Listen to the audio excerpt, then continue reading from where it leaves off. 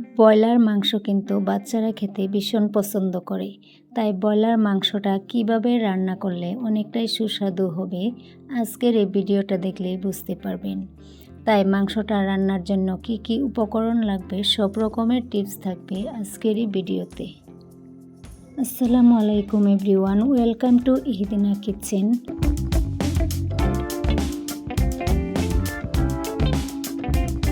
এখানে আমি বলে রাখি, যারা যেখান থেকে ভিডিওটা দেখতেছেন, যদি ভিডিওটা ভালো লাগে তাহলে লাইক, কমেন্ট আর বন্ধুদের সাথে শেয়ার করে দিবেন।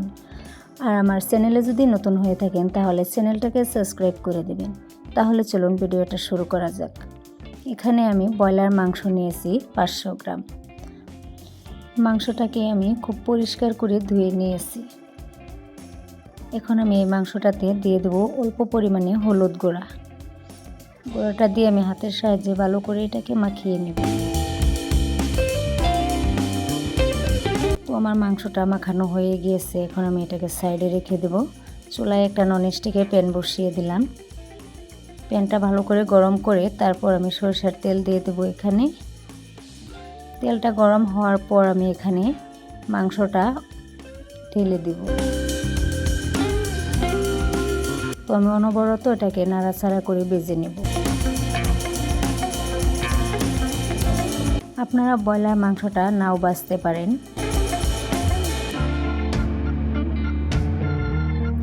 তো এখন আমি এটাকে নামিয়ে সাইডে রেখে দেব।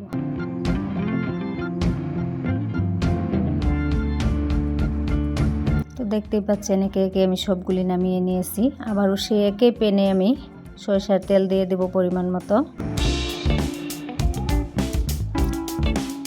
তেলটা গরম হওয়ার পর এখানে আমি দিয়ে দেব কুচানো পেঁয়াজ। পেঁয়াজটা দিয়ে আমি অল্প নাড়াচাড়া দিয়ে দেব।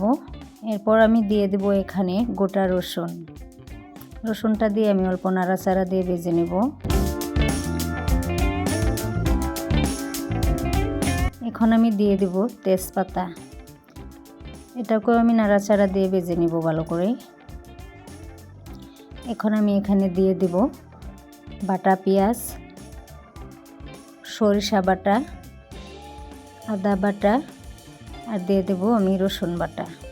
দিয়ে আমি এগুলি একসাথে মিশিয়ে নাড়াচাড়া দিয়ে অল্প ভেজে নেব।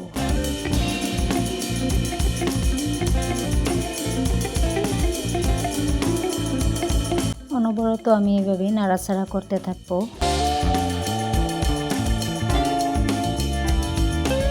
তো দেখতেই পাচ্ছেন আমার এটা ভাজা হয়ে গেছে। এখন আমি দিয়ে দেব এখানে লঙ্কা গুঁড়ো। এরপর আমি এর সাথে দিয়ে দেব হলুদ গুঁড়ো,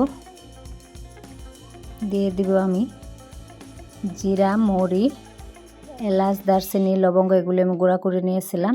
আর পরিমাণ মতো লবণটা দিয়ে দেব। দিয়ে আমি একসাথে নাড়াচাড়া দিয়ে এটাকে ভালো করে মিশিয়ে নেব। তো এখন আমি 1 কাপ পানি দিয়ে দিলাম এখানে মশলাটা কষানোর জন্য। তো আবারও আমি নাড়াচাড়া দিয়ে একসাথে মিশিয়ে দেব। এখন আমি এটাকে 5 মিনিটের জন্য ঢেকে দেব। 5 মিনিট পর আমি আবারও আসলাম। তো দেখেন মশলাটা একদম কষানো হয়ে গিয়েছে। মশলা থেকে তেলটা ছেড়ে দিয়েছে, দেখতেই পাচ্ছেন।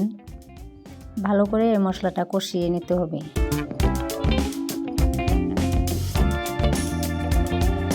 এই মশলাটা যত ভালো করে কষিয়ে নেবেন তত এর স্বাদটা দ্বিগুণ বেড়ে যাবে কিন্তু। এখন আমি দিয়ে দেব ব্রয়লার মাংসটা। মাংসটা দিয়ে আমি আবারও ভালো করে নাড়াচাড়া দিয়ে একসাথে মিশিয়ে নেব। এটাকে আমি অল্প সময় ভেজে নেব। এখানে আর কোনো পানি ইউজ করব না আমি।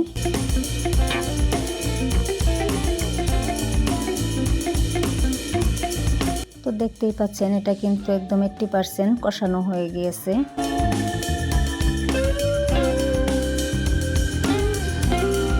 তো দেখতেই পাচ্ছেন আমি এটাকে অনবরত নাড়াচাড়া করতে থাকবো, না হলে এর তলায় লেগে যেতে পারে। এখন আমি এখানে দিয়ে দেব পরিমাণ মতো পানি।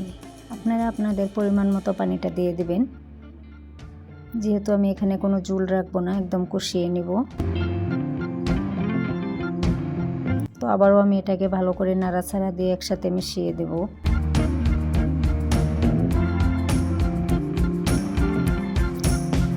এখন আমি আবারও 10 মিনিটের জন্য এটাকে ঢাকা দিয়ে দেব। 10 মিনিট পর আমি আবারও ফিরে আসলাম। তো দেখেন আমার ব্রয়লার মাংসটা একদম 80% হয়ে গিয়েছে।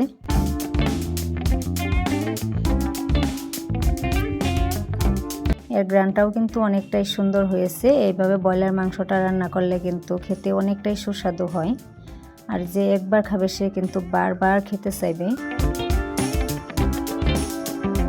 তো দেখতেই পাচ্ছেন আমার মাংসটা কিন্তু একদম রেডি হয়ে গিয়েছে।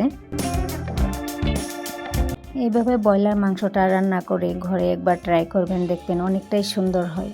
এখন আমি চুলার আঁচটা বন্ধ করে এটাকে নামিয়ে নিব। তো একটা প্লেটে আমি এটাকে নামিয়ে নিব।